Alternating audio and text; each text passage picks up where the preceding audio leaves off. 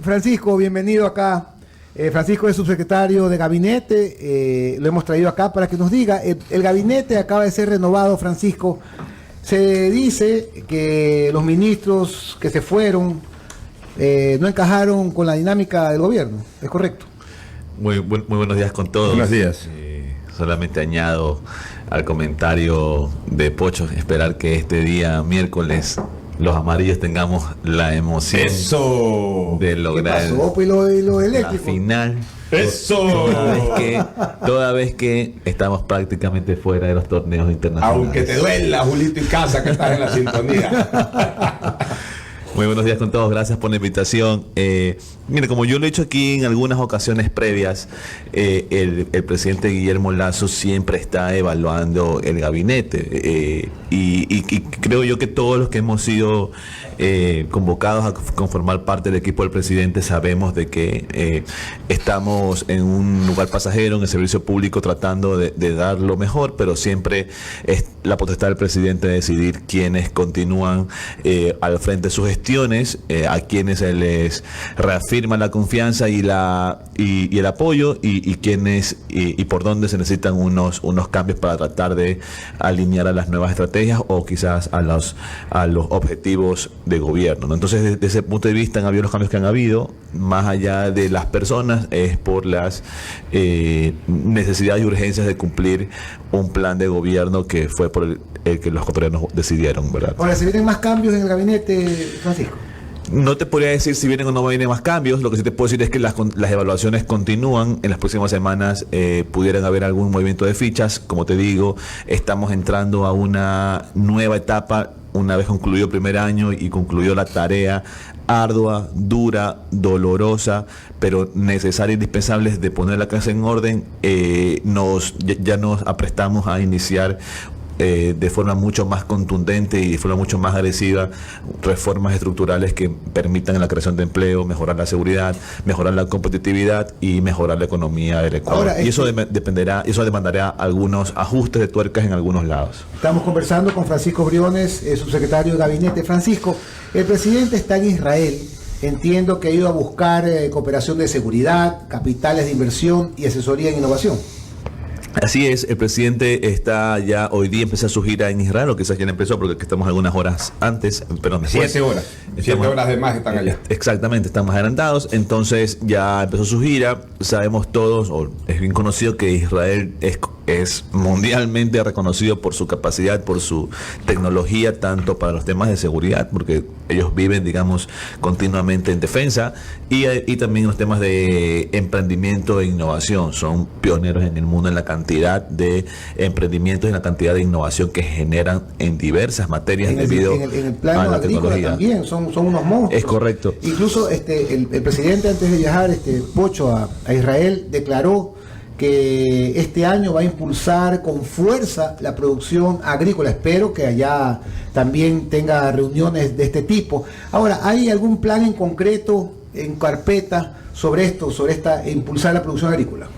Mira, lo número uno es empezar a focalizar en los pequeños productores agrícolas, ¿no? Y eso demanda una visión de ver toda la cadena productiva y empezar a atacar por los temas que hoy en día, por coyuntura, son los más apremiantes, que es los costos de producción. Han subido los costos de producción debido al fortalecimiento del dólar, debido también a la guerra que está sucediendo por allá por Rusia y Ucrania. Entonces hay que empezar a atacar esos temas de ahí de producción y luego empezar también a tomarlo de fondo, acciones concretas de fondo, que son hay que promover la asociatividad. Siempre se lo ha dicho, es un tema cultural complicado porque poner de acuerdo a varios campesinos con unas pequeñas parcelas que es mejor por costos y por economía de escala asociarse, hacerse una cooperativa. Tampoco es tan difícil, tampoco es tan fácil,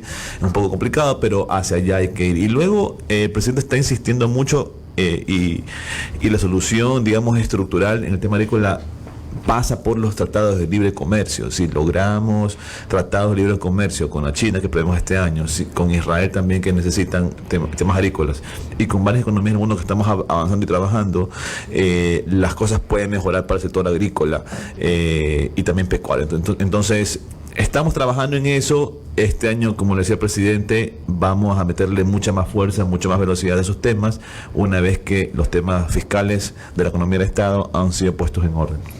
Voy a contar una anécdota de una visita parlamentaria que hice a Tel Aviv y a Jerusalén, a Israel en general, el año 2005. Ahí aprendí lo que era Israel en temas de seguridad. Por eso es que hace casi un año propuse esto que se está desarrollando ahora, una visita del presidente a pedir ayuda en esta materia. Estaba yo ahí en Israel, en Tel Aviv, y yo veía que la gente se levantaba de un sitio, dejaba los celulares en la mesa, nadie tocaba esos celulares, regresaban sin ningún problema. Después veía en las noches que la gente llegaba a sus casas, algunos dejaban hasta la puerta abierta un buen tiempo, no pasaba nada. Entonces me sorprendió eso, ¿no? Porque yo cuando hice ese viaje fui con temor, porque anualmente siempre hay una noticia, explotó una bomba en el mercado de Israel, o en un mercado de Israel, en el centro de Tel Aviv, cualquier cosa de estas. Y le pregunté a los israelitas, les dije, oiga, pero siendo este un país inseguro, porque a cada rato explotan bombas, ¿cómo ustedes pueden vivir aquí? Me dicen, al contrario, este es el país más seguro del mundo, aquí nadie roba, aquí no hay un ladrón en la calle. ¿Y las bombas? Me dicen, mire, a Israel intentan poner 365 bombas al año. Explota una, neutralizan 364. El poder de la inteligencia israelita es inconmensurable. Y hay años en que ni siquiera explota una bomba, es decir, neutralizan las 365 bombas que le intentan poner. O sea, en temas de seguridad, campeón del mundo Israel, nadie más. Hay que ir a buscar a los mejores, Francisco.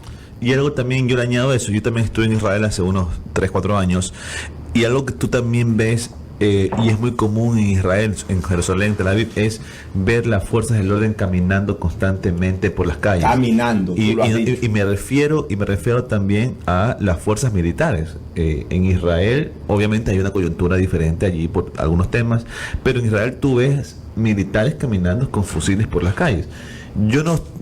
Lo que quiero decir es que a veces acá se comenta que por qué los militares van a las calles, que han siempre preparados otro entrenamiento, que quizás cargar un fusil es demasiado peligroso, pero lo que quiero decir es que hay países, como en Israel, donde estas prácticas son diarias y comunes debido al nivel de amenazas que tienen. Estamos hablando de otro tipo de amenazas diferentes a las que tenemos en Ecuador, pero de todas formas es una convicción y una decisión y la población ha entendido que es algo necesario para poder garantizar la seguridad nacional del país. Es que tienen que entender eso, también lo hemos señalado desde hace varios años.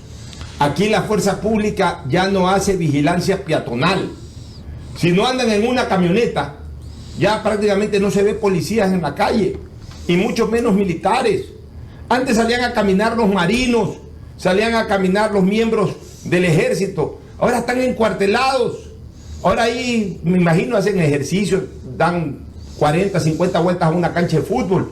En lugar de gastar energías en un lugar en donde no necesitan hacerlo, que salgan a caminar a las calles. Pues no hacer estos controles o estas batidas, se paran en ciertos puntitos ahí a parar todo el carro que pasa por ahí. No, que salgan a caminar en las calles, lo acaba de decir Francisco Briones. Y es verdad, en Israel los policías y las fuerzas armadas están constantemente caminando y obviamente también están haciendo patrullaje vehicular. ¿Hasta dónde alcanzaría esta colaboración que podría dar Israel? Porque si solamente es cruzar 4 o 5 ideas, yo creo que sería insuficiente.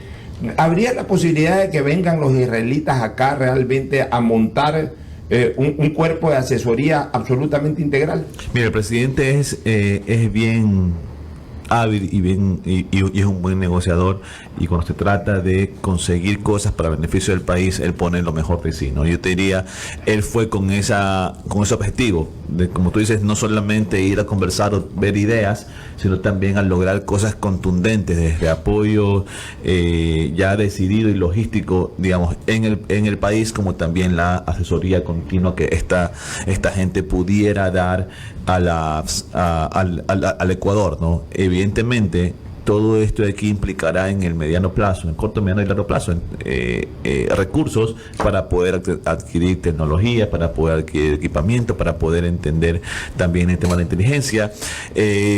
Lo que te quiero decir es que para poder tomar acciones contundentes uno tiene que informarse con los mejores, aprender de los mejores. Y luego, en el caso de los países, y el Ecuador tiene una gran relación con Israel, poder generar acuerdos que vayan más allá de la asesoría, más allá de las conversaciones, más allá de la diplomacia, y que también haya un apoyo de,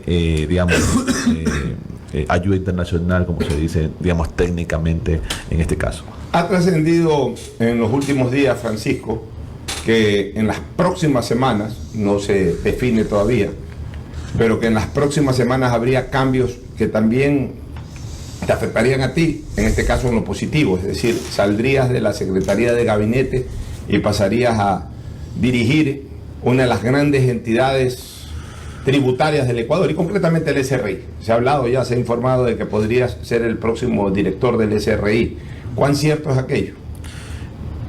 Mire, no quisiera adelantarme a un anuncio que deba hacer el presidente, pero en efecto el presidente, así como ha tomado decisiones en el gabinete, está tomando también decisiones, o está por tomar decisiones en las otras instituciones del Estado. Hay gran necesidad de refrescar rostros, de refrescar líneas, de refrescar ideas, de empezar a hacer cosas que tal vez no se han hecho o se han obviado en algunos casos, y la administración tributaria es una de ellas, donde es necesario poder enfocar no solamente a los mismos contribuyentes de siempre, sino también empezar a ver lo que ha estado oculto debajo de la alfombra y que por mucho tiempo, digamos, se ha ignorado, ¿no? Ya sea porque lo fácil es buscar a los grandes contribuyentes, ya sea porque lo fácil es encontrar a los formales, ya sea porque por otros temas, pero el objetivo que el presidente está planteando desde que inició su gobierno, pero que ahora va a ser un seguimiento mucho más, digamos, cercano, es poder ampliar la base de contribuyentes y sobre todo empezar a captar todos aquellos sectores, aquellas personas, aquellas actividades que están, digamos, en la zona gris o en la zona oscura, en la informalidad o no cumpliendo con sus obligaciones tributarias como deben. Entonces, en miras de eso es que, en efecto, en las próximas semanas van a haber algunos cambios también por allí. Francisco, vamos entrando ya de lleno al segundo año de gobierno del presidente Lasso. ¿Cómo juzgas el primer año de gobierno, más allá de la vacunación, éxito a nivel mundial, somos reconocidos, más allá de la vacunación, cómo valoras el primer año de gobierno del presidente Lasso y cómo avisoras el nuevo año? Mira, una de las cosas como seres humanos más difíciles de valorar siempre en nuestras vidas, en nuestro diario vivir, son los problemas que no tenemos. Porque como no los tienes, no sabes realmente la magnitud de lo grave que pudieran haber sido en el caso que lo tenías. Si el presidente, con su liderazgo y tenacidad, no logramos, junto con la ministra, el canciller, desde entonces, y con también la ahora, porque él ayuda mucho en eso, Juan Carlos Holguín y la ministra Jimena Garzón, si no hubiésemos logrado la vacunación en el tiempo récord que hubiésemos logrado, no tendríamos el día de hoy una recuperación de las ventas del más del 23%. Si no se hubiera vacunado, no se hubieran reactivado la economía y tendríamos casi 200.000 empleos recuperados, creados en este primer año de gobierno. Si no se hubiese vacunado, la economía que estaba previsto cuando nosotros llegamos, que crezca 2.8%, no habría crecido 4.2%. Todo esto son señales de reactivación de la economía. Yo creo que nadie puede decir que la economía no se ha reactivado. Si no se hubiese vacunado, lo que quiero decir es que quizás terminaba el año pasado y seguíamos luchando contra la pandemia. Quizás hoy en día no pudiéramos estar sin mascarillas y tendríamos todavía que ver en aforos parciales y los negocios no reactivados completamente. Entonces, un problema que no tenemos y que creo que es indispensable hacer énfasis es que pudimos reactivar la economía mucho más rápido de lo previsto, y eso ha generado un bienestar a las familias. Dicho eso, también debemos reconocer y sentar de que se han hecho esfuerzos por el lado fiscal realmente difíciles, realmente dolorosos, como cualquier familia compañía, negocio que tiene que tomar decisiones complicadas para poder prevalecer y para poder preservar la estabilidad, digamos, a mediano, a corto plazo y mediano plazo de las familias o los negocios. El presidente tuvo la valentía y el liderazgo de decidirse por este primer año poner las cosas en orden. Si no están las cosas en orden, si las cosas están desordenadas y si están descuajeringadas, como él siempre decía, no se podían atraer inversiones, no se podían generar reformas, no se podía generar empleo. Y lo más difícil de todo, no se le podría garantizar una estabilidad para el futuro de nuestros hijos. En este primer año ha habido un gran esfuerzo por arreglar la economía fiscal necesaria para que el día de mañana los ecuatorianos puedan encontrar empleo y los ecuatorianos podamos decir, y el presidente pueda decir, ahorita en Israel, hace unas semanas en China, hace unas semanas en Argentina, en Uruguay y en todos los países que ha estado visitando el presidente, decir, Ecuador es un lugar atractivo para las inversiones, es un lugar que está listo para recibir capitales, para dar seguridad jurídica, para dar estabilidad en el largo plazo, y donde los inversionistas, como ya está pasando, puedan decir y firmar con el Estado, decir, voy a poner 5.000 millones de dólares para crear industrias, para crear producción, para crear empleo. Ese es de ahora en adelante, digamos, desde a partir de este segundo año, el objetivo, el propósito, empezar a impulsar la generación de empleo, la recuperación económica con mucha más fuerza y con mucha más contundencia de lo que habíamos estado haciéndolo durante este primer año. Francisco, será unos 10 o 12 días atrás, el presidente salió en algún acto público, rueda de prensa, no recuerdo, a señalar de que ya no era necesario, por ejemplo, el uso de la mascarilla, que ya no era obligatorio en lugares públicos y en lugares privados. Enfatizó también en lugares cerrados, más que privados, en lugares cerrados. Obviamente los lugares cerrados son las instituciones públicas, pero también las entidades privadas, los centros comerciales, los restaurantes, etc. Sin embargo, en algunos sitios, o en la mayoría de los sitios, se sigue exigiendo el uso de la mascarilla. Tú por ahí vas sin mascarilla y te dice el portero, póngase la mascarilla, por favor. No sea en las entidades públicas, en las entidades privadas sigue dándose esa costumbre. Ojo, el que quiere, de acuerdo a lo que dijo el presidente, lo que yo entiendo, el que quiere seguir con mascarilla puede seguir con mascarilla, pero ya no es obligación pedirte que andes con mascarilla. Sin embargo, todavía aquello ocurre. Supongo que tampoco ya es obligación presentar certificados de vacunación, ni cuando vienes del exterior presentar pruebas COVID. Supongo que todo eso ya quedó abolido. Mira, en efecto, el uso de la mascarilla es voluntario y los ciudadanos deberíamos, digamos, defender esa postura que el presidente ya la ha anunciado. En el tema del viaje al exterior de gente que regresa al Ecuador, solamente es necesario, como en la mayoría de países del mundo, el carnet de vacunación. Ya no es necesario tener una prueba, ni mucho menos, simplemente el carnet de vacunación y un formulario en línea que se llena de decir que no tienes COVID. Pero básicamente esas son las únicas restricciones o los únicos requerimientos, mejor dicho, que hay al día de hoy en el tema de COVID. Ya hacerse las pruebas ya no es necesario. Ya hacerse las pruebas ya no es requerido para entrar al Ecuador. Ya, y en el tema de la mascarilla, y te dicen, ok, te digo porque a mí me pasó. A mí también me ha pasado. La semana pasada yo estuve en un banco en Quito y alguien me dijo, póngase la mascarilla. Yo dije, pero el presidente dijo que es voluntario y también el alcalde lo ha confirmado. No sé qué usamos. Dígame si exactamente lo mismo me dijeron a mí en un centro comercial. Dígame si es que me está votando y quiere que me vaya y yo me voy a ir. Y ahí se pusieron un poquito más, digamos... Es más, te voy a contar la anécdota. Yo sí te voy a decir, como ciudadano, yo defiendo mi postura de mi poder de decisión al día de hoy, gracias a Dios, de poder elegir si uso o no uso mascarilla. Mira, fue exactamente la misma tarde en que el presidente dio la noticia. Yo sabía que esa tarde no todo el mundo la iba a saber, claro, estaba en caliente. Pero en todo caso, justo me tocó ir a un centro comercial, no voy a dar su nombre, y fui llevando la mascarilla en la mano. Solamente quería monitorear un poco el tema. Entonces entré, cuando me acerqué a la puerta, lo hice sin la mascarilla, pues con la mascarilla en la mano. Entonces me dijo el guardia, póngase la mascarilla. Le dije, ok señor, vea, yo tengo aquí la mascarilla, me la voy a poner, pero quiero que sepa que desde hoy ya no es obligatorio, ya lo dijo el presidente. No sé señor, pero tiene que ponerse la mascarilla. Ok, me puse la mascarilla. 3 metros más adelante estaba justo el jefe de seguridad de ese centro comercial. Le dije, yo ya con la mascarilla puesta, le dije, mire, el presidente hoy día ha dado esta disposición. Un poco la mascarilla ya por ser hoy día, pero el presidente ya ha dado esta disposición. Me contestó el tipo, con todo respeto, aquí el que me paga es el dueño de este centro comercial. Claro. Mientras yo no reciba la orden de él, tiene que venir con mascarilla. Ah, ya, ok, no entré en discusión. Pero lo que te quiero decir es que sí sería importante que esta decisión del presidente no haya quedado simplemente en una información general que dio el presidente, sino que tiene que darse de seguimiento, es decir, ya la subalternabilidad gubernamental, dígase los gobernadores, dígase los intendentes, deberían ya de comunicarle a los sitios de concurrencia de que ya no es obligatorio, que ya es un tema voluntario. El que quiere ir, por supuesto, puede entrar con mascarilla, porque no quiere ir con mascarilla o ya no desea, ya es a riesgo de esa persona el no ir con mascarilla porque ya no es obligatorio. Deberían de transmitírselo también a los empresarios, a los dueños de bancos, como te pasó a ti, o de los centros comerciales, como me pasó a mí. No, de acuerdo, y creo que se lo está haciendo, y me parece que ya cada vez más ya se está, digamos, ejecutando esa disposición. Yo este fin de semana, la verdad es que a mí sí me estorba mucho, digámoslo así, la mascarilla. Y yo sí este fin de semana fui a varios lugares, ni siquiera llevé mascarilla, y donde me decían mascarilla, yo le decía, es voluntario y no quiero utilizar. Ahora, yo sí quiero decir una y ya cosa. La gente sí, digamos, yo ya me dejaba pasar y se decían los locos. No sé. Yo sí quiero de todas maneras decir una cosa que la puse en tweet el mismo día que el presidente dio la noticia.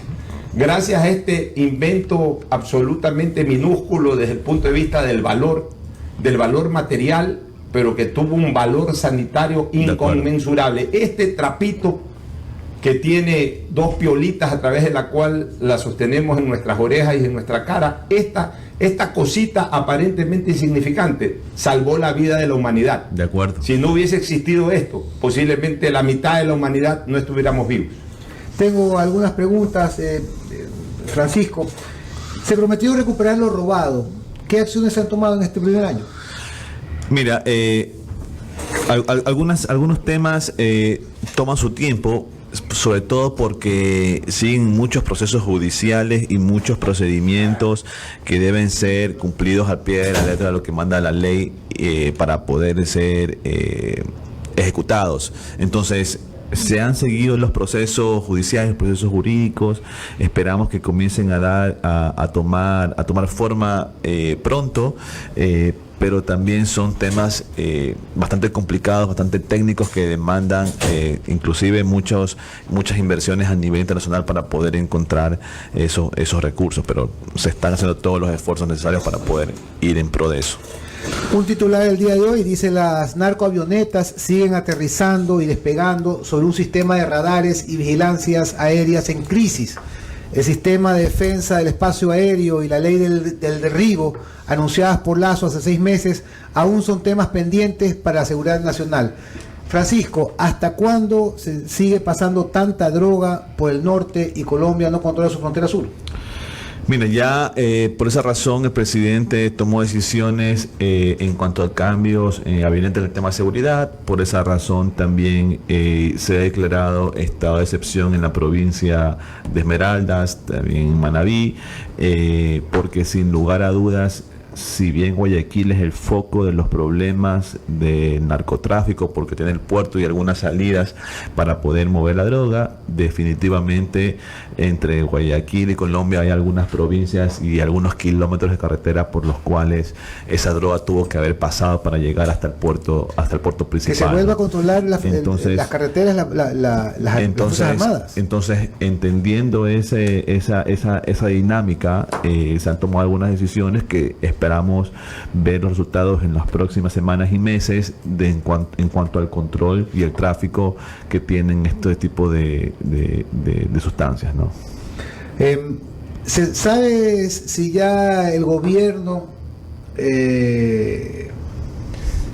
tiene respuesta sobre la protección de Bélgica o no al expresidente Correa? No estoy claro yo en eso, para serte muy honesto.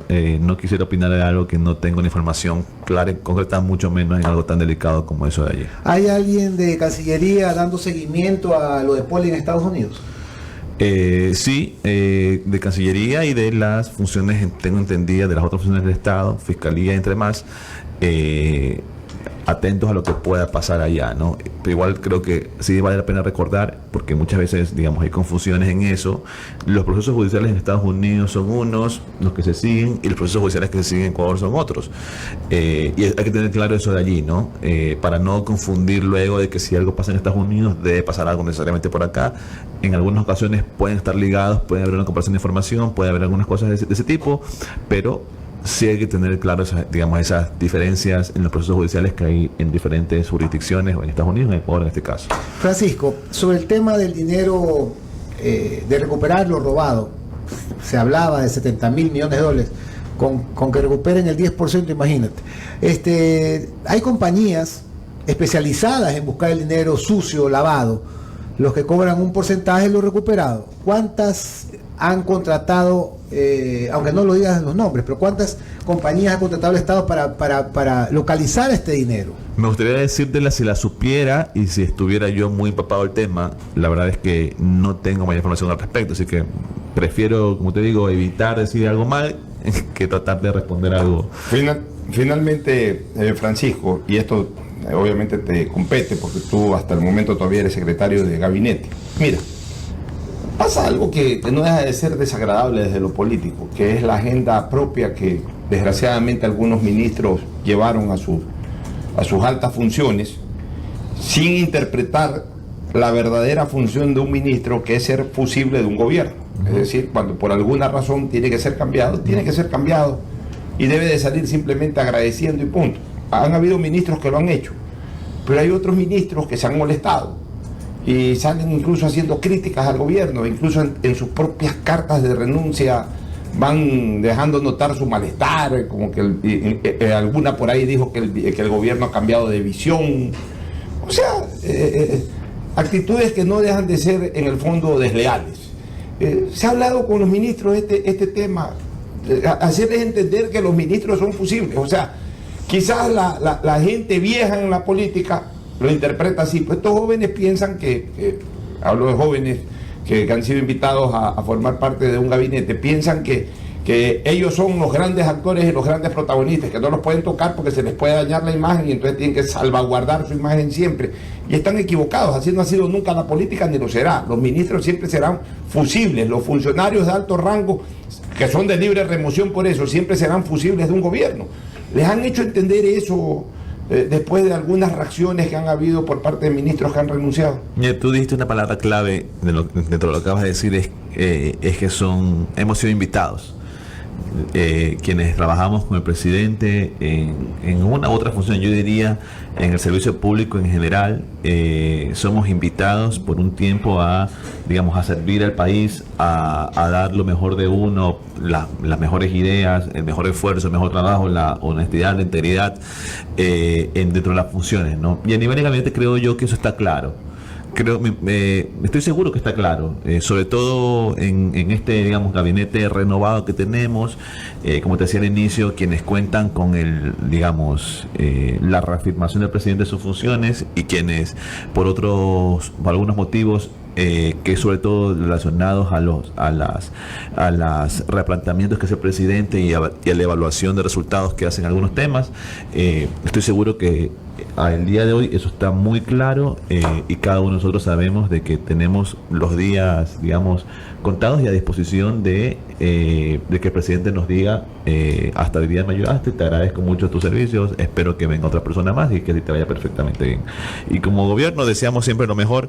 Creemos que el ministro Bermejo, la propia Bernarda, han sido profesionales en sus trabajos, han dado lo mejor de sí, pero como decíamos al inicio, siempre el presidente está evaluando y está renovando las líneas, como cuando en el fútbol uno dice va al cambio tal jugador porque hay que renovar la estrategia, hay que replantear y hay que reflejar. Hasta en el fútbol se ve mal cuando un jugador es cambiado y sale haciéndole muecas al técnico. Es correcto. ¿Por qué los ministros, que saben que evidentemente esto es así, por qué tienen que salir haciéndole muecas al presidente, ¿no? Son cosas que yo verdaderamente no entiendo. Mira, aquí tengo, hay muchos comentarios, voy a tratar de leer algunos. Tesia Avilés de Domínguez dice: en el aeropuerto me exigieron usar mascarilla, les dije sobre la disposición del presidente y me dijeron que ellos tenían disposición del COE y de la alcaldesa de que sigan pidiéndola al ingreso. Mariana Carolis dice: el presidente debe cambiar a funcionarios que tienen años en sus secretarías que pertenecen al correísmo. En estos cargos deben estar personas comprometidas con sus políticas y forma de gobierno. Finalmente, Francisco, en esta radio hemos impulsado permanentemente, hemos hecho campaña permanentemente por el Puente Sur, o el llamado Quinto Puente. Se anunció la semana pasada que se rompió ese proceso por quinta vez. Por quinta vez, el quinto puente por quinta vez se fue No hay al quinto tacho malo. de la basura. Parece que este sí es quinto malo. ¿Cuáles son los pasos a seguir, Francisco? O bueno, la primera pregunta sería, ¿le interesa al gobierno de Lasso lanzar el proceso de concesión internacional, de licitación internacional del quinto puente? De acuerdo, sí, a ver, definitivamente que nos interesa y creemos que es una obra fundamental para el desarrollo del país, de Guayaquil también, y sobre todo de la zona austro, por donde ayudaría también a ahorrar costos y a mejorar el tráfico que ingresa a la ciudad. ¿Cuál es el problema? Es que hay que hacer las cosas bien hechas, ¿no? Históricamente, y mucho más si es un proyecto tan grande, tan gigantesco como ese de allí. Normalmente en el país las concesiones o los contratos de concesión o delegaciones no han funcionado por fallas en el proceso. ¿Y qué pasa? Que empieza una obra o un proceso y luego en mitad del camino, por problemas judiciales, por problemas en el peaje, por problemas de financiamiento, por cualquier problema, queda la obra abandonada y no se continúa por mala estructuración del proyecto. Lo que buscamos es que haya transparencia y una gran estructuración y una adecuada estructuración del proyecto a fin de garantizarle que pueda permanecer en el tiempo. Un ejemplo de esto de aquí es la carretera Machala, que la gente pregunta por qué rayos no existe una carretera de 4 o 6 carriles a Machala. ¿Por qué no existe? Yo también pregunto. ¿Por qué no existe? Porque por problemas en el proceso de contratación y luego además por problemas políticos de que ciertos actores de la ciudad, de la provincia del Oro, se oponen a la creación del peaje para que pueda ser construida. Pero no podemos, la carretera. eso lo escuché al presidente hace 6 meses. Y eso está bloqueado judicialmente con una acción de protección constitucional que ha sido puesta por ya lo dijo, ya lo nombró. Entonces, el ex prefecto, ex alcalde eso de allí lo nombró el presidente. Ya está, eso de allí, este gobierno, el presidente Lasso, lo encontró así. Y eso al día de hoy ya está prácticamente resuelto y van a continuar las obras para la construcción de esa carretera. Qué buena noticia. Eso es lo que no se puede permitir que suceda con el quinto puente, cuando por hacerlo en apurado o se lo hace chiquito, o sea, me refiero a 2 o 3 carriles y no se lo hace a largo plazo, o porque falta de financiamiento, se define una tarifa de peaje que luego todo el mundo va a salir a reclamar, que no se puede pagar y queda paralizada en la obra. Entonces, yo lo único que digo, mi querido Francisco, el gobierno tiene que comenzar a aplicar una filosofía que se reduce en una sola frase o en un solo dicho popular. Llueva, truene o relampaguee, se hace porque se hace. Punto. Llueva, truene o relampaguee. El problema es de que cuando comenzamos con miramientos, que no, que aquí va a saltar el de aquí, va a saltar el de allá, que el peaje salta a la población.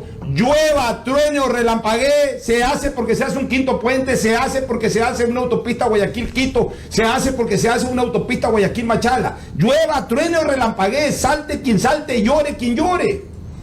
De acuerdo, y en esa visión vamos a estar para el tema del quinto puente, para el tema de la carretera también a Machala, y esperamos que con transparencia, con las reglas claras y con un contrato bien armado, bien hecho, se puedan avanzar ya definitivamente, ya de forma última y definitiva también la construcción, la licitación para la construcción del quinto puente. Francisco, muchísimas gracias.